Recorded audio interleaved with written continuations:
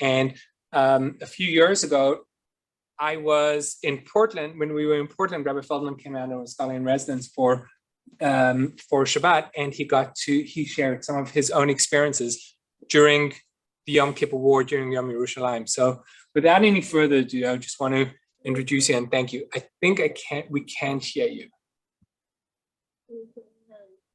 You hear me now? Yes. No, we can't hear you. Now? Yes. Good. I can't see your facial expressions, so you'll have to forgive me if I miss some cues in terms of relating to you. I always, nonverbal cues are very important, but we'll have to do with what we have right here. So first of all, thank you for the opportunity, Rabbi Gadi, because I really love telling my little angle on the story of the capture of Yerushalayim, because for me it was a turning point in my life.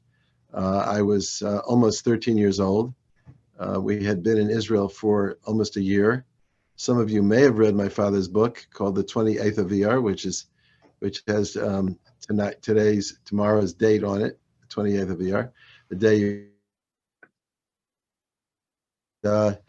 I lived through the drama of it through the eyes of a 12 and a half, 13-year-old, but really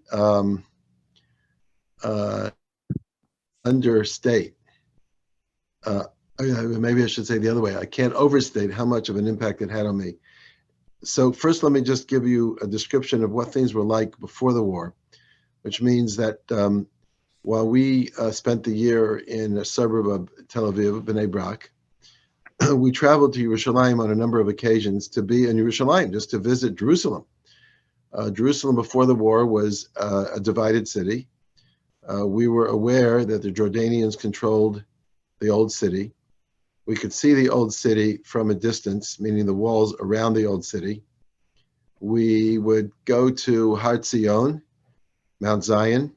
There was a minaret there, and if you climbed up the spiral staircase inside the minaret and came out on the little porch top there around the top and craned your neck in a certain way, you could see the top rows of stones of the Kotel HaMa'aravi, of the Western Wall.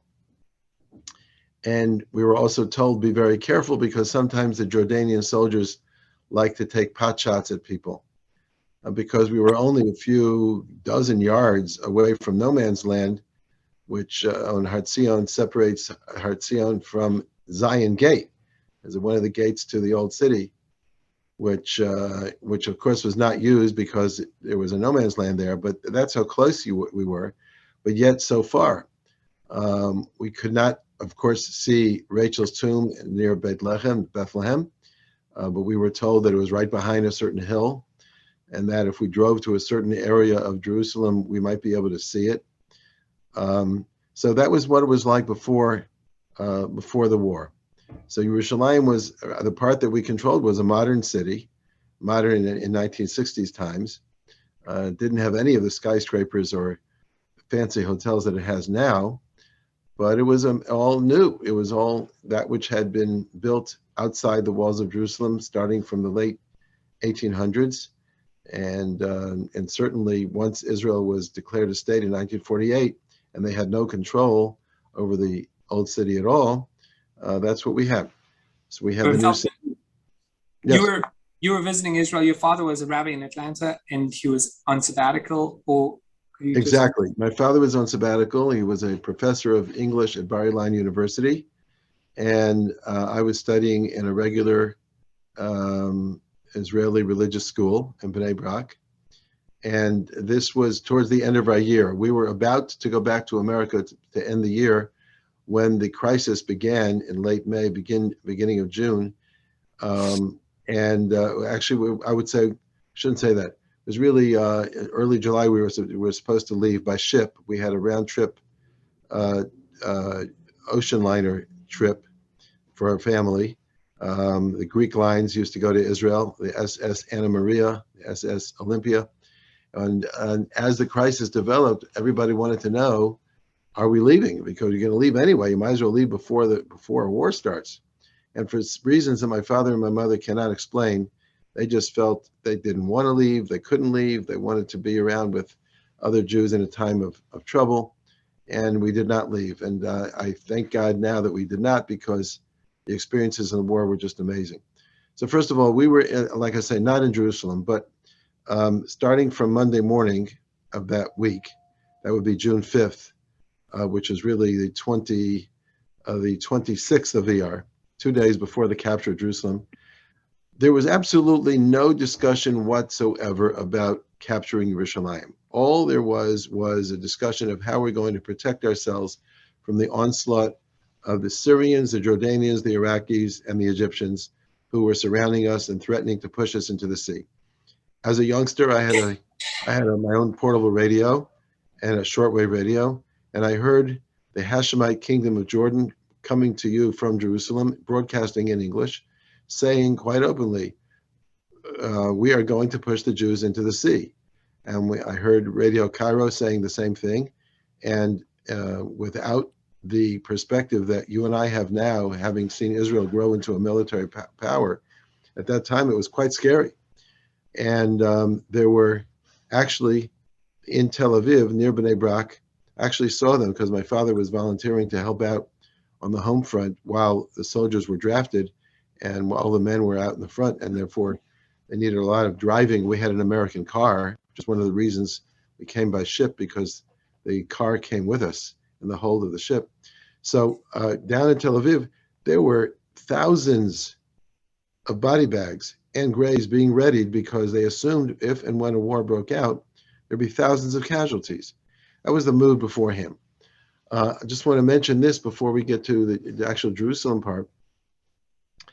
What is it like for an entire city to shut down and spend the entire day in shul davening? It's an amazing experience. Bnei Brak, sensing the crisis, knowing that the appropriate Jewish response to crisis is to repent and to cry out to Hashem, declared a day of prayer, and that meant the businesses were closed, a regular weekday, businesses were closed, schools were closed, and we all piled into all of our shuls, and there were many, many shuls, and they were packed. And I remember walking down the street that day, and from shul to shul, you would just hear the intense, passionate prayer of Jews praying, saying Tehillim, quoting from the book of Psalms, quoting the passages that said, they take counsel and they want to destroy us, but you, God, rise up and save us. It's very, very, very dramatic and very, very scary, but also a powerful lesson to a 12-year-old to see a whole city involved in prayer at the same time. We helped fill sandbags around our apartment, around the gas balloons under our apartment, and there were sandbags around the yeshiva of Panovich, which is on top of a hill. And so because of that, they had to defend themselves against air attack, and they were the only hill in the city. So this is the setting before the war. So on Monday morning, the air raid sound, we're in school. We had already practiced drills. And so we in our 6th and 7th grade, we stood up, we went down to the shelter. And once we were down in the shelter, we were told this is the real deal. There really is fighting down in the Negev on the Egyptian border. And we didn't even need to be told that, because the ground was trembling, because after all is said and done, Israel is a tiny little country, and Bnei Brak, Tel Aviv is only about 30 or 40 kilometers from the border, and the tank battles were already raging, and we felt the ground shaking while we were in the shelter. During the war, remember in 1967 in Israel, I believe there was only one radio station, maybe two, no television at all. Israel didn't have any television in 1967.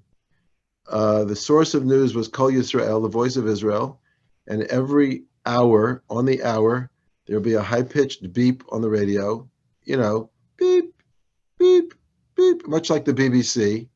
And then the Chadashot would begin, and a very stern, monotonal male or female would get on and read the news in Hebrew, and these were dispatches from the front, from whatever Tzahal, whatever the IDF chose to let people know about, and everybody was obsessively listening to the radio. There was, however, one other way of finding out what's going on, and that is that during the war, Ma'ariv and Yediot Achronot, the two Israeli newspapers of record, issued an hourly newspaper. Like once, and it's amazing when you think about it. Once an hour, they would issue like a 4-page newspaper, a front page, page 2, page 3, and page 4. It would have maybe large photos of something going on at the war, and updates, what's happening. Now, I, as a very ambitious and news-oriented 12 and a half, 13-year-old, I had lived through I had come of age during the Cuban Missile Crisis in 1962. So I became very, I wouldn't say addicted, but very attuned to international events. And so I had a huge Carta, the map company, a huge map on the living room wall, actually on the door of a closet in the living room. And I was following the reports of fighting and the progress of the Israeli Defense Forces. And I could see exactly what was going on because I would circle these little villages and cities, and I could see that the Israeli army was making its way into Jordanian territory. And although Jerusalem wasn't really in my mind at the time, I could see they were passing Jerusalem, going on the road down to Jericho, and they were going to Jenin, and they were going to Shechem. I could see all this taking place in real time, hour by hour. And I would announce to the family, they're going to go to Jericho. Hey, they might cross the Jordan River. It was very exciting to me. I could see this happening. Jerusalem was not really in the headlines, other than the fact that the Jordanians were shelling Jerusalem from their section of Jerusalem. They were shelling Jerusalem. But nobody was talking about, oh, this is an opportunity to capture Jerusalem. All we wanted to do was not be killed.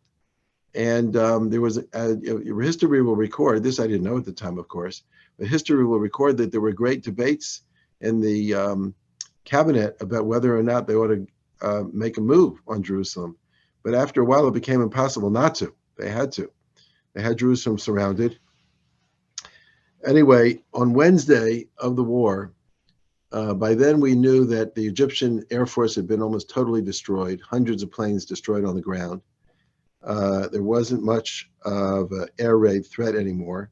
We spent a lot of Monday night in the shelters and a lot of Tuesday, less, but a lot of time in Tuesday in the shelters. But by Wednesday, that was no longer a threat.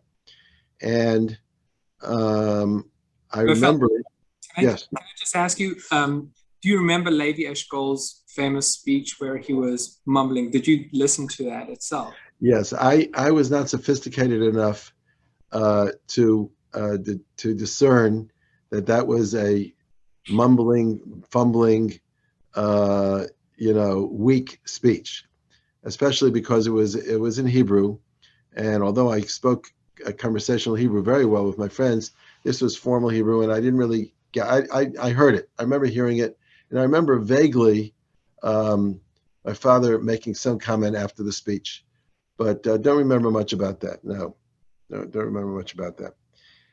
We when on Wednesday we were following the news truck around to be able to grab a copy of the hourly newspaper as it came out, and I will never forget.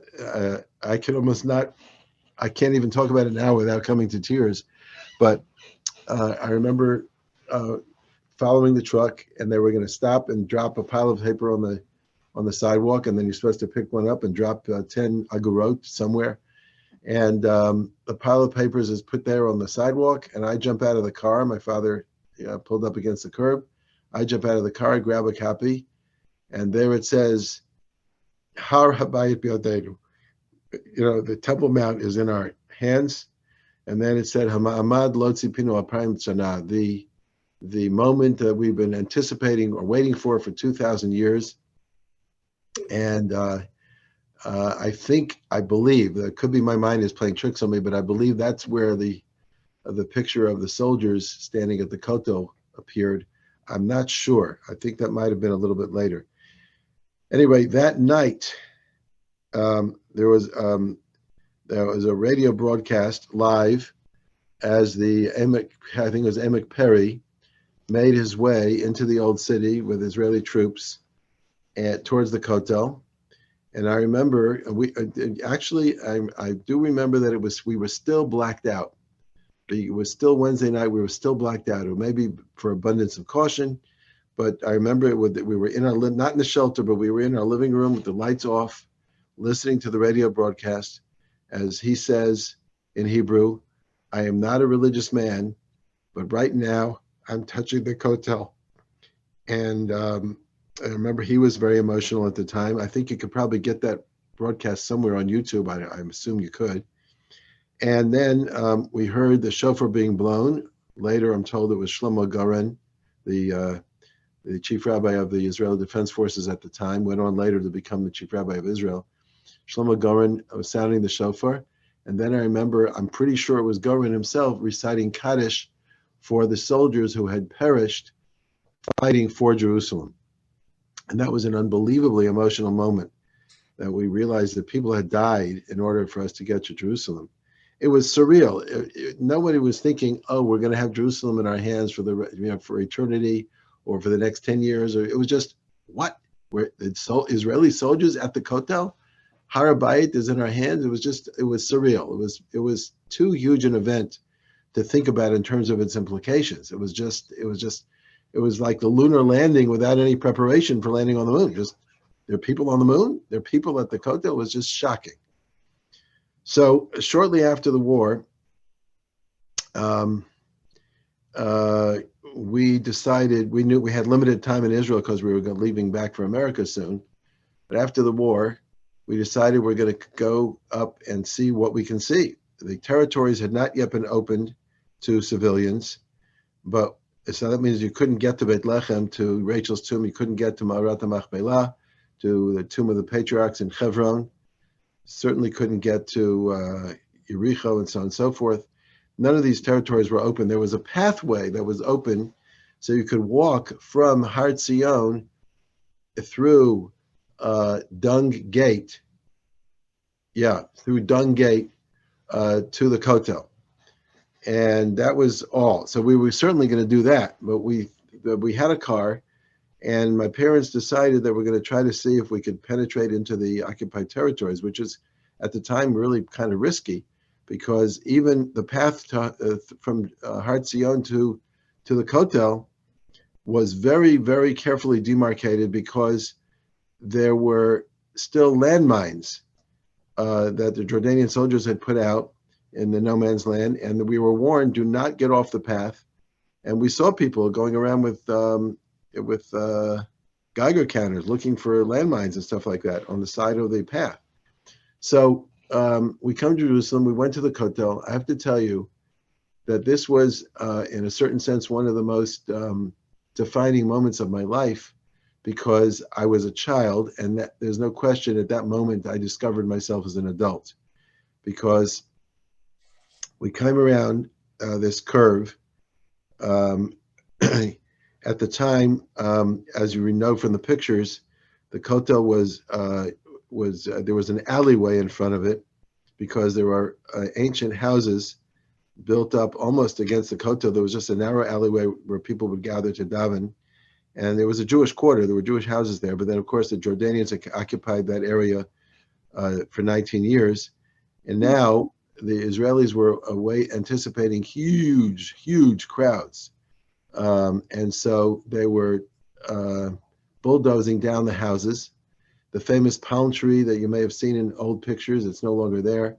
The famous palm tree was still there. There was a big haze from all the dust. There's no rain at this time of year. And these are ancient stone houses, and plaster and everything collapsing, big piles of stone. There's a big haze over, just a huge cloud of dust over the whole area, which later becomes the plaza, but at that time it was just a rocky area.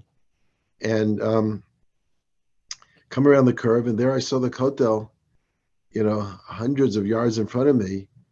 And remember, my mother was a very thorough traveler. she packed for an army if we ever went anywhere. So I had frozen water bottles in one bag, and in the other had sandwiches.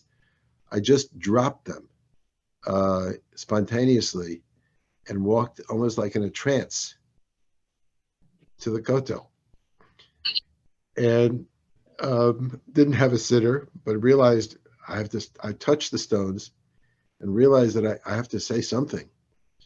So I realized what could be more appropriate, and what do I know by heart anyway, than the more than appropriate than Ashrei. So I remember leaning against the kotel and saying, Ashrei Yoshvei Beitecha Od Yahalu Chasela, praise be those who dwell in your house, may they praise you forever. And I remember weeping there, and I didn't even know why I was crying. It was quite an experience. And of course, there were other people like that as well. I wasn't alone. Just an amazing thing. A couple of weeks later, my school's class was taken on a trip to Jerusalem. Now, this was something very special because my Rebbe had grown up before the war in the old city. And so he had been banished from the old city, had not been to the Kotel in 19 years, didn't ever have any hope that he'd get back. He had no idea. And here we're coming to Jerusalem, and this is his first trip to Jerusalem since the war. And I remember when I'm already a big shot. I'd been there already with my family. I remember when he came around that curve and you're coming face to face with the spectacle of the Kotel at a distance. I remember him lunging forward like somebody who just saw a relative could be freed as a POW or something. It was just unbelievable. His hands were outstretched. He was probably a 60-year-old man, which to me was very old at the time. And he lunged forward, ran. I remember he had a kind of a slipper that some people used to wear. And I remember hearing the noise of his footsteps running towards the Kotel. Anyway, that was just a very amazing period of time. I'll just add, there's a lot to talk about here, a lot of memories. But during that visit, my father, it's pretty audacious if you think about it. We come to the border checkpoint, like to the Mandelbaum Gate, which of course, until then, it's unheard of for anybody but the United Nations vehicles to cross from New Jerusalem to Old Jerusalem to Jordanian territory. And we come to the Mandelbaum Gate, and Israeli soldiers are manning the gate. And my father had a press card from the local Jewish newspaper here in Atlanta, the Southern Israelite, circulation 23. And we had an American car. And my father wanted to see if he could get through. And it would go, there were many checkpoints along the way, but it would go like this. My father would act like he only spoke English. The Israeli soldier, kid, 19, 20-year-old kid manning the checkpoint, didn't know what to do exactly with the credentials. And my father would say something like, well, let me check with the next guy, and he would wave him forward. Or he would just say, press, whatever it is. Now, of course, he had 4 kids in the back, and a wife. But it was an American car, which is unheard of in Israel at the time, very, very rare. There was a 1964 Chevy Biscayne, and that's how we got through the various checkpoints, arguing with the soldiers, asking for permission to let us go to one more, let the next guy make a decision, and we ended up following an Israeli half track because since it was not safe yet, we figured if there's any mines, let them deal with it, and we went to Beit Lechem, and we went to Hebron. We were the only Israelis there. I mean, there were the general public wasn't allowed in. So there were soldiers, but first of all, there were white flags everywhere. The Arabs had white surrender flags extended from all their windows. They were afraid that we were going to do to them what they would have done to us. And so there was a tremendous fear when we got to Hebron, to the area in front of the Cave of the Machpelah, the Cave of the Patriarchs. I remember the Arab boys trying to sell us Parker pens, and I remember the Arab men smoking whatever you call that stuff, sitting around and playing some kind of sheshbesh, and we felt quite safe, even though we were the only Israelis there, except for a few soldiers here and there, but quite safe. And we had just an unbelievable time. We saw destroyed Jordanian tanks on the side of the road.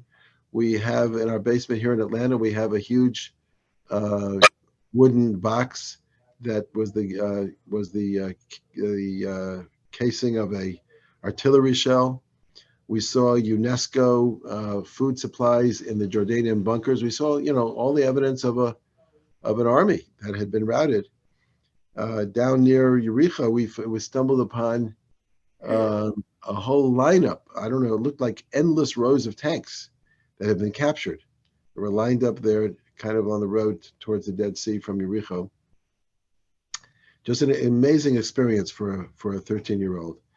And just to be able to witness the hand of God, to be in an air raid shelter one night, and then 2 days later to know that we had just captured the Temple Mount, and to be able to visit shortly afterwards and touch the Kotel. I'll tell you one more anecdote before I have to go. My father, using that press card, actually found out that there was the Israeli army was taking a press bus from Tel Aviv with reporters to the newly captured Old City on Friday. So my father, using his Southern Israelite press card, got on the bus, and they allowed him on. He's there with correspondents from NBC, ABC, CBS, and so on and so forth, and New York Times, etc. And the bus, and they took him into the Old City, and there were still snipers at that time. As a matter of fact, while he's in the Old City, they actually closed it off. He was closed in, as there were still some snipers that they were cleaning out. And he had a very special tour of the Kotel area and so on and so forth. When he came back to Bnei Brak Friday afternoon, and the word had spread that he had been to Yerushalayim and had touched the Kotel, people in Shul were literally coming over to kiss his hand, because somebody had touched the Kotel Ma'aravi. It's unbelievable.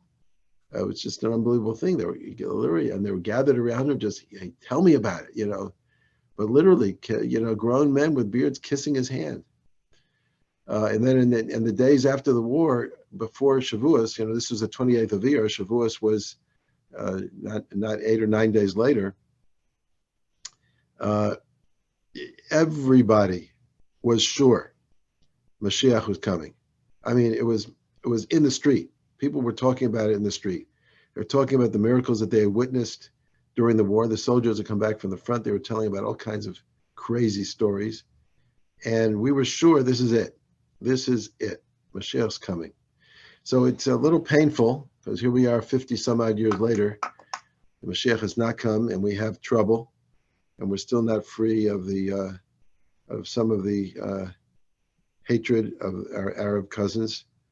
But we also have seen miracles in the last 50 something years as well. I mean, it's just what has developed in Israel, the level and volume of Torah study, the level of technology that's developed, the infrastructure, the trains, the highways, the economy, just the whole thing, and the spiritual power in the country. It's miraculous, as you all know. So, we're living in a time of miracles. And this day, Yom Yerushalayim, is a day that reminds us that God can deliver all kinds of unexpected miracles, and you don't have to be prepared for it. It doesn't always happen when you're waiting for it. Sometimes it happens when all you're trying to do is stay alive. All we wanted to do was not be killed by this onslaught of Arab armies, and instead we ended up becoming victors who were able to celebrate at the Kotel. And Amir Hashem, one day in our lifetime, we'll experience the miracle of the coming of Mashiach and the restoration of the Beis HaMikdash. And that will be an amazing thing. And I am here to testify by personal experience that anything can happen with the hand of Hashem. Thank you. Thank you. Thank you. You're very welcome. You're very welcome. I wish I could see you all more than I do, but it's okay. Beautiful. Thank you. I have time for a minute or two if you have any questions or anything like that. My group is starting at 9:15, so I've got another minute or two.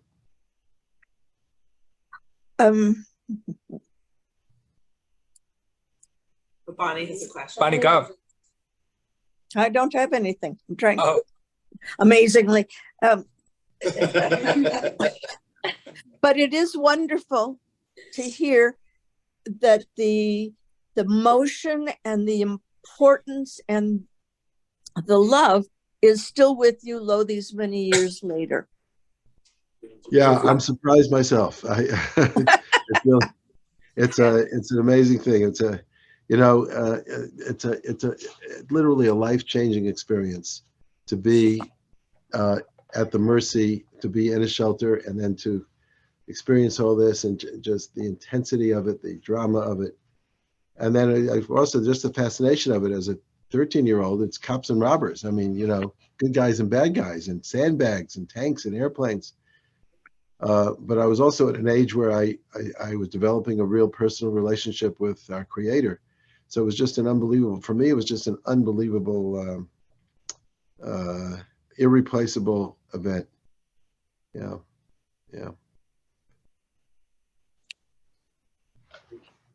Okay.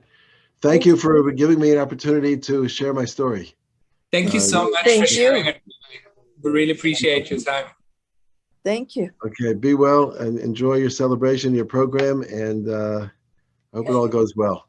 Thanks for the Thank you. opportunity. I know, right? Back at you. She flying. San Francisco. Okay. What's been this? So I do want to share. Can I just tell everybody, like, Rabbi Feldman's a really big deal. You didn't believe that about it? I'm